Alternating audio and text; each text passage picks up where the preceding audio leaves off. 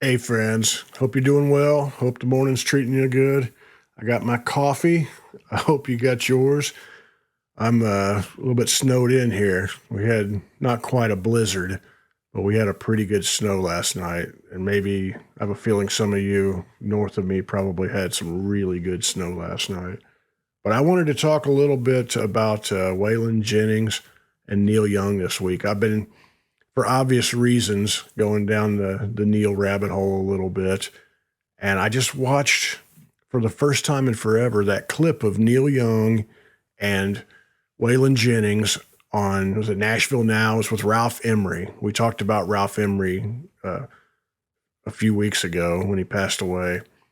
I said something at that time about how I didn't really dig Ralph Emery that much. I don't want to go strong with that. I just, but the show was amazing and the people that they had on there was amazing. This is one of those, for instances. You had sitting on one couch, Farron Young, Little Jimmy Dickens, Neil Young, and Waylon Jennings.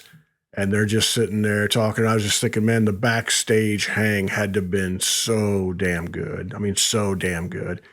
And Ralph Emery was asking his awkward questions, and Waylon was being a little bit awkward with it. But you could see Waylon and Neil liked each other. They really dug each other. And at that moment, they'd been playing gigs together. And Waylon said, I think Ralph asked, were you guys old friends? And he said, no, we're new friends, but we're going to be old friends. And Neil looked happy. I mean, so damn happy to be there in that setting. You don't see Neil. He's usually pretty damn grumpy, as you all know. But he looked like he was so happy. He also was skinny.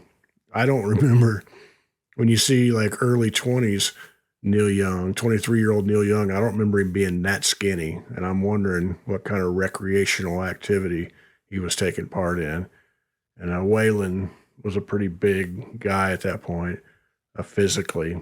He put on a little bit of weight, but it was just great. And then the musical part was just freaking fabulous. It was great hearing Neil and Waylon sing together. Is a lot of the things that I dig most about both of them. And I'll be completely honest, I'm more of a Neil guy, musically and everything, but there's no denying Waylon's talents. And I think in those kind of moments, the things that I like best about both of them are the imperfections. So let's just go for it and do it in one take. And let's err on the side of emotion, feeling, we'll err on the side of making people feel something, hit them in the gut with it, and not try to, make it all perfect and with all the overdubs and all that. That's what I think of.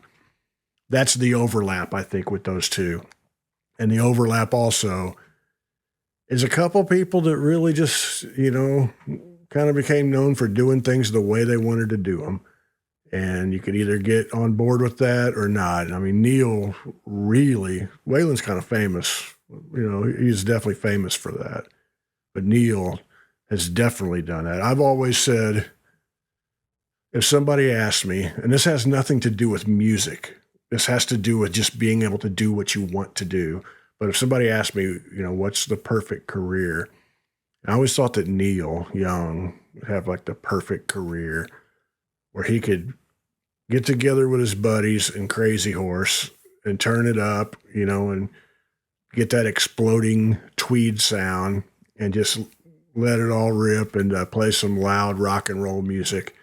And then as soon as you don't feel like doing that anymore, you could get some session guys from Nashville and put together a thing and play some country music, And then when you're not really feeling that, you might go do a solo acoustic tour.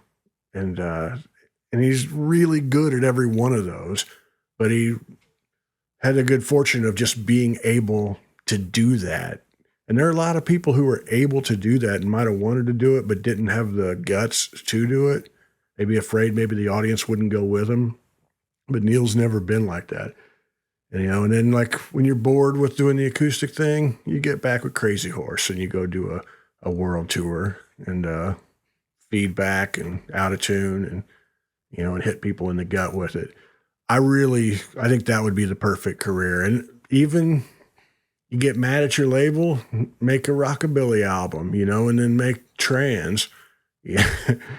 I remember buying trance at one time when it came out. I was a kid and I had the cassette and I was just kind of trying to, like, what the hell's he doing? And I need a unit to sample and hold, not the lonely one or new design, a new design. Like, what the hell's he doing? I remember my uncle, who was a big Neil fan, 60s, early 70s. He was driving me somewhere and I put trance in. And he's like, what the hell's that? And I was like, that's the new Neil Young. And he looked at me like, what the hell are you talking about? That ain't Neil Young. That's new Neil Young. And I pulled it out and he's just like, man, what the hell's going on in this world? But be able to do that kind of thing. I really admire that. At that time, Waylon was playing shows with him. I wasn't sure who was opening for who or how exactly they were billing those gigs right then. So I got out Neil's document or his biography, Shaky, and was kind of looking through. And according to that, it said that Waylon had opened some dates for Neil, and it said Johnny Paycheck opened some dates, and David Allan Coe opened some dates for Neil. Like when Neil was really getting heavy into his country period there in the '80s, and it's beautiful. They interviewed some band members with him, and they talked about how when he met Willie Nelson, he just fell in love with Willie, like completely. He just seemed like such a genuine person. And he said, that's it. I'm playing country music forever. That's it. I'm hell with this rock stuff. I'm playing country music. And the people in the band called him Willie Neal, according to Shaky, the book there. And said he was all in on that. And he would complain about how you can't trust how people in the country world or country community were genuine. And,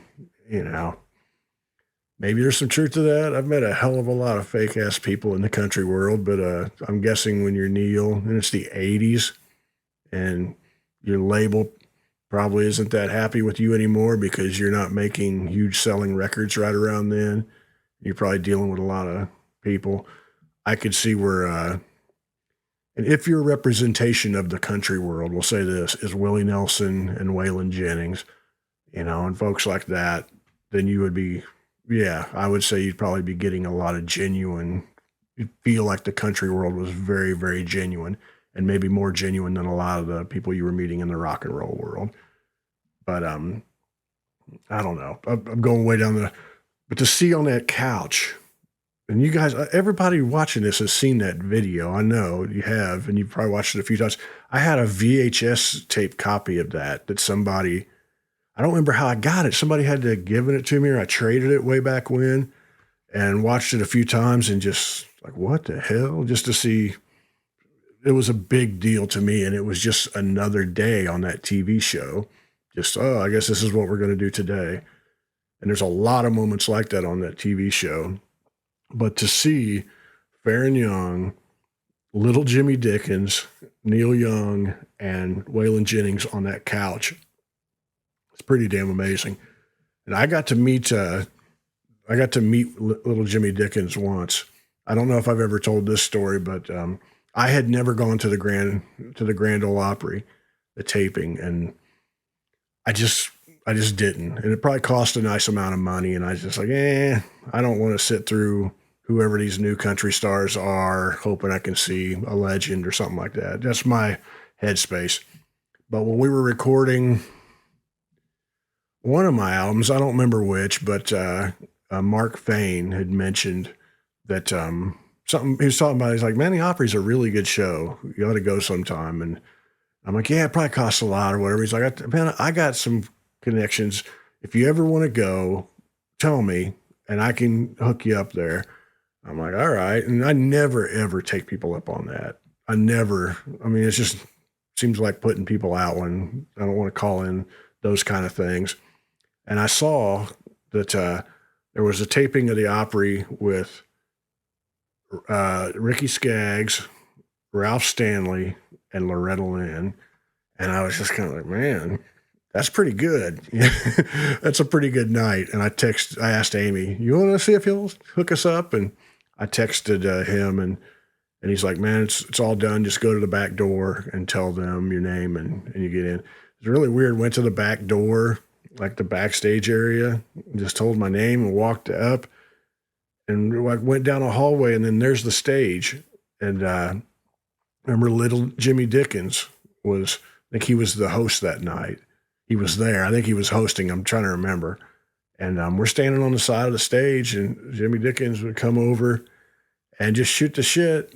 Just a regular, easygoing guy, just really cool. And I'm sitting here thinking, man, that's little Jimmy Dickens, you know? And I'm also thinking, this guy rode up and down the road in a vehicle with Hank Williams on tour, you know, just to think of the history. And I got my picture taken next to him, and it's probably out there on one of the social media things. I'm not sure where. I probably ought to dig it up and repost it somewhere, but you know, it was a big deal to me. And I remember standing there, and Mark played that night with Ricky Skaggs. So that's probably how the hookup was so easy. He played with Ricky Skaggs for a long time. And watched that. That was great. And then Ralph Stanley, I'm just standing here, me and Amy, like on the side of the stage, and here comes Ralph Stanley, and he's standing like right there. And he goes out and does his thing, and it's like, man, this is all right. And then Loretta Lynn comes out, and we're standing within 5-6 feet of Loretta Lynn, you know, somebody who I listened to throughout my entire childhood. We had a lot of Loretta Lynn albums. We had a lot of Loretta Lynn and Conway Twitty albums in our house. And it's a pretty, I was trying to think of, because I don't get all weird when I meet famous people or if I'm around them. It's just, it's people, you know, it's not a big deal. It's kind of, but it was like, man, that's a pretty big one. That's a pretty big name. And I didn't get weird or anything, but it was pretty neat to like, man, that's the woman's the voice that we got to see, you know, listen to throughout our childhood, yada, yada.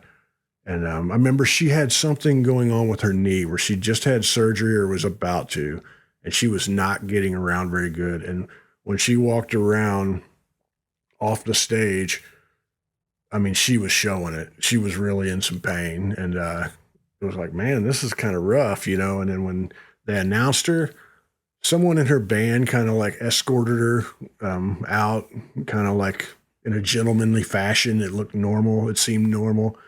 And she walked out there all strong, and she sang her couple songs. Nobody in the audience had the slightest idea that she was in pain or anything. She's like, I'm there to do it, put on a show for these people who paid. I'm going to go out and do my thing. And then she came back, and as soon as she got out of the side of the crowd, you know, the pains came in again. But that's what a pro is. That was pretty great.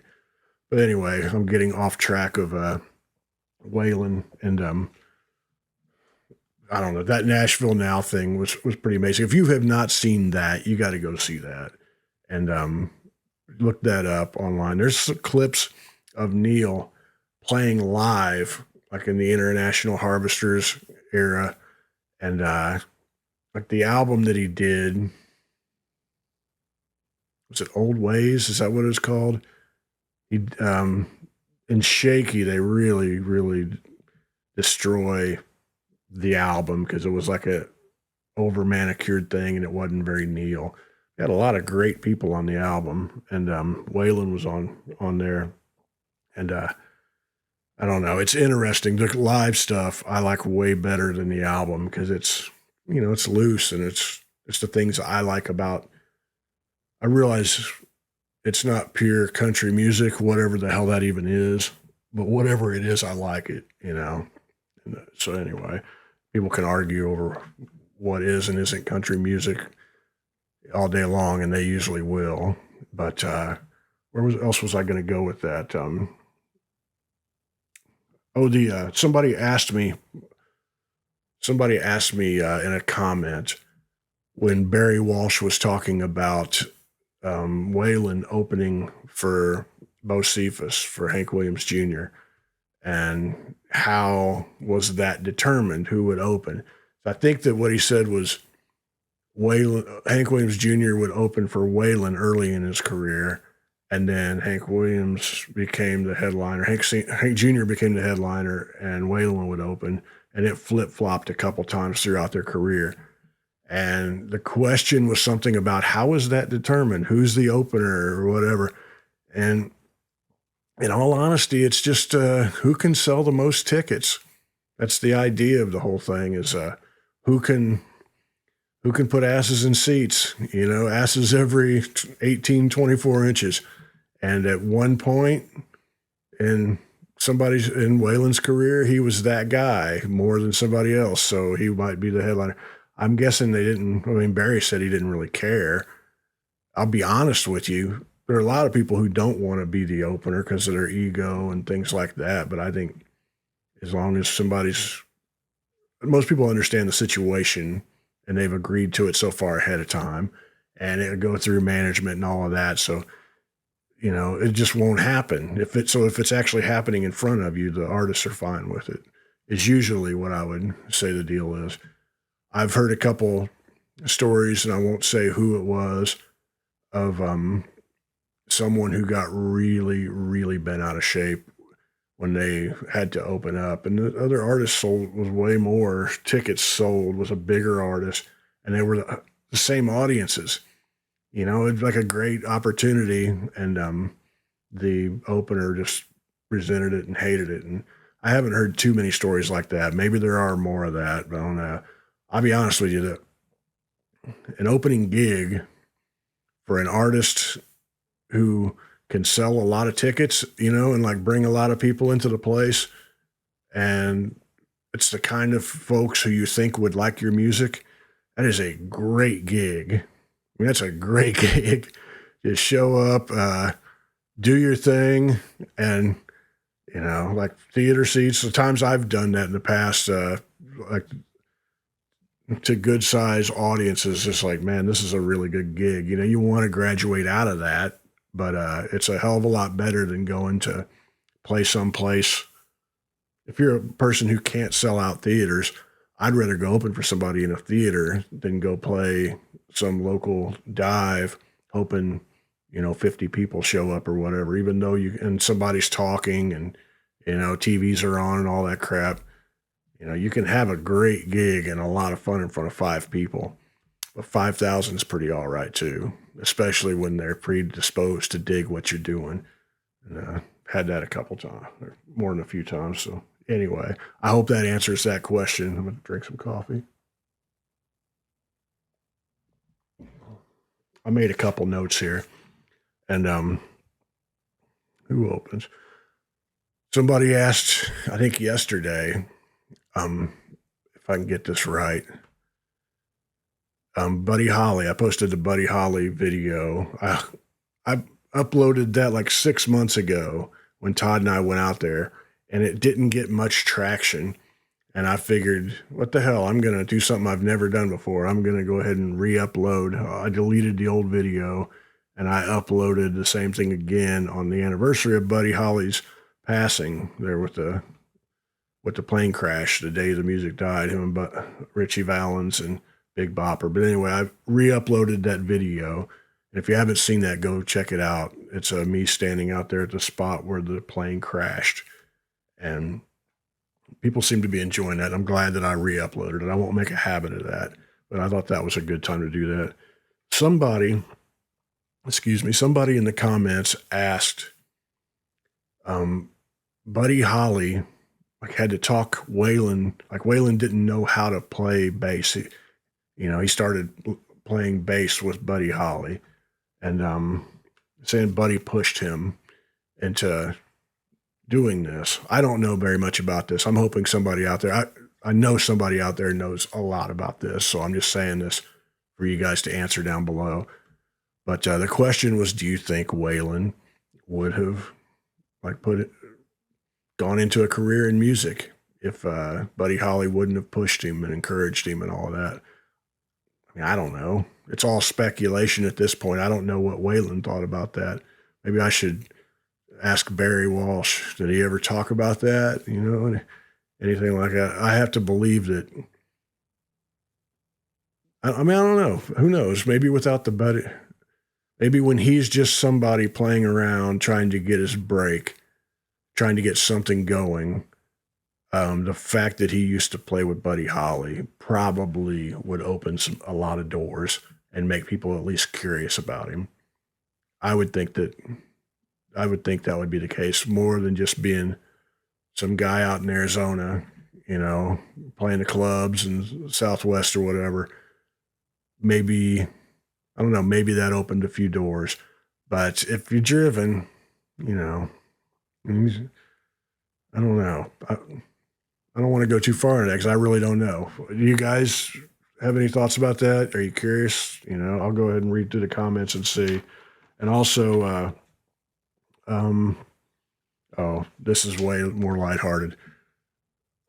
I've been watching football. I'm rooting for the Bengals. I don't care a lot, but it's the closest things to a Reds World Series victory that I seem to be, that I'll probably get for the rest of my life is if the Bengals win the Super Bowl.